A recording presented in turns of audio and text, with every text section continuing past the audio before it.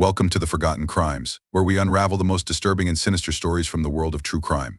Ted Bundy. His name sends chills down the spines of many, even decades after his reign of terror. He was charming, intelligent, and one of the most prolific serial killers in American history. But how did an aspiring lawyer with a clean-cut image turn into a vicious predator?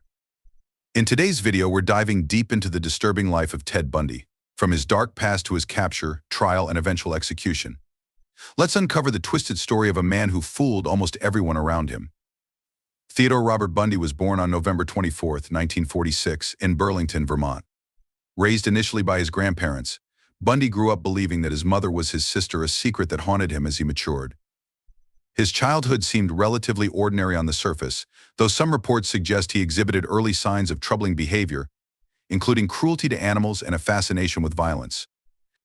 By the time he was a teenager, Bundy was already showing signs of antisocial personality disorder. Despite these issues, Bundy excelled academically and was well-liked by peers. He attended the University of Washington, where he studied psychology and developed an interest in law. But behind his seemingly perfect exterior, darkness was growing. Between 1974 and 1978, Ted Bundy unleashed a wave of terror across several states: Washington, Oregon, Utah, Colorado, and Florida. His charming demeanor allowed him to easily lure young women to their deaths. Often he pretended to be injured, using a sling or crutches, asking for help. Once his victims were within reach, he would abduct, assault, and murder them. Bundy's crimes followed a terrifying pattern. He targeted young, attractive women, often with long brown hair parted in the middle.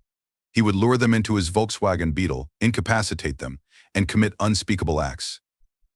Many of his victims were never found, and those who were often unrecognizable due to the extent of their injuries.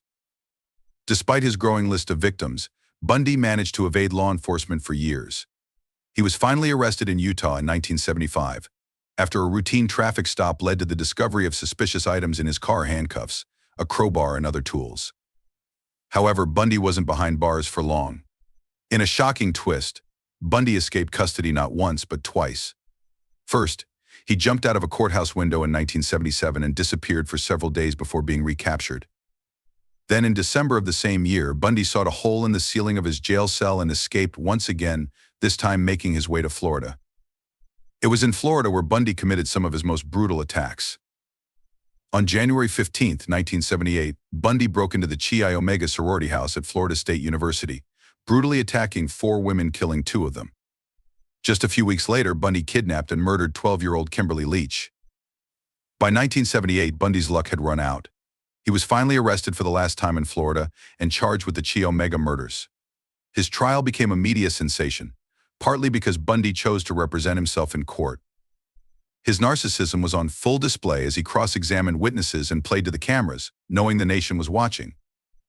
Bundy's charm and intelligence, which had helped him avoid capture for so long, were no match for the overwhelming evidence against him. Eyewitnesses, forensic evidence, and Bundy's own arrogance sealed his fate. In 1979, he was sentenced to death for the Chi Omega murders. The following year, he received a second death sentence for the murder of Kimberly Leach. For years, Bundy denied his involvement in the murders, maintaining his innocence while sitting on death row. But as his execution date approached, Bundy began to confess. He admitted to at least 30 murders, though experts believe the real number could be much higher. On January 24, 1989, after a decade of appeals and delays, Ted Bundy was executed in Florida's electric chair. His death was met with celebration outside the prison, where crowds cheered and held signs that read, "Burn, Bundy, burn even in death." Bundy's crimes continued to haunt the families of his victims and the nation as a whole.